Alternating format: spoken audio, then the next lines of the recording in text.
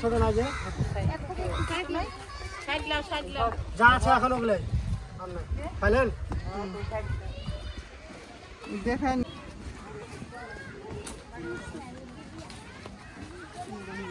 গত মঙ্গলবার থেকেই বিভিন্ন মানুষের কাছ থেকে তথ্য সাপেক্ষে আমাদের এখানে স্টুডেন্টরা আছে এবং স্থানীয় প্রশাসনের আমাদের ম্যাজিস্ট্রেট আছে, আনসারের সমন্বয়ে আমরা বিভিন্ন রাষ্ট্রীয় সম্পত্তি এবং সরকারি বিভিন্ন স্থাপনার জিনিসপত্র বিভিন্ন জায়গায় আছে এই তথ্য পেয়েছি।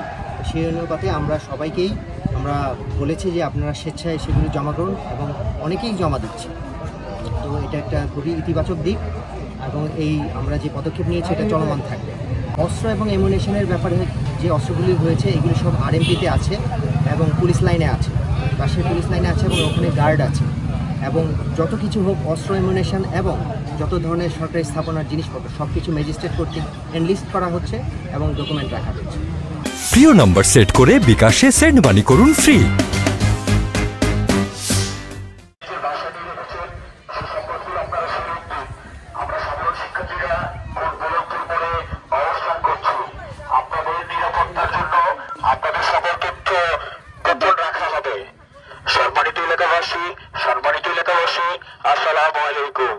সরকারি সম্পদ ও বিভিন্ন স্থাপনার মালামাল আপনারা যারা নিজের বাসায় নিয়ে রেখেছেন সেই সম্পদগুলো আপনারা ফেরত দিন।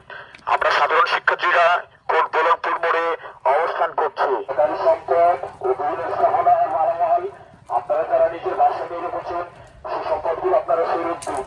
আমরা সাধারণ শিক্ষার্থীরা কোট বলনপুর মোড়ে অবস্থান করছি। আপনাদের নিরাপত্তার জন্য আপনাদের সকল তথ্য গোপন রাখা হবে। সম্মানিত এলাকাবাসী আসসালামু আলাইকুম। সরকারি সম্পদ ও বিভিন্ন স্থাপনার মালামাল আপনারা যারা নিজের বাসায় নিয়ে রেখেছেন সেই সম্পদগুলো আপনারা ফেরত দিন। আমরা সাধারণ শিক্ষার্থীরা কোট বলনপুর মোড়ে অবস্থান করছি। আপনাদের নিরাপত্তার জন্য আপনাদের সকল তথ্য গোপন রাখা হবে। সম্মানিত এলাকাবাসী আসসালামু আলাইকুম।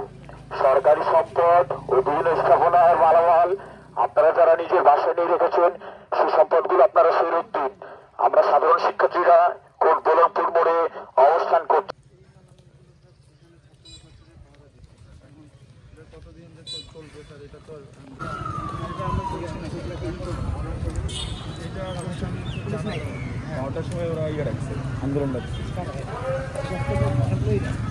নিয়ে আসছেন তারা এই মালামালগুলো আমাদের এই টিমের কাছে দিয়ে যাবেন।